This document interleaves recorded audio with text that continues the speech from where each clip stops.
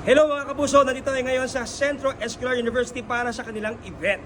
Pero alam niyo ba, ngayong Sabado, isang Pilipina ang binawian ng buhay matapos mahulog mula sa isang 15-story building na condominium. Ano kaya ang totoong nangyari? Siya ba ay aksidente nahulog o sadyang inihulog ng kanyang boyfriend na dayuhan mula sa kanilang condo unit? Alamin ang buong storya ngayong Sabado, 4:45 PM sa Pinoy Crime Stories! Hello mga kapuso, nandito tayo ngayon sa Centro Escolar University para sa kanilang event.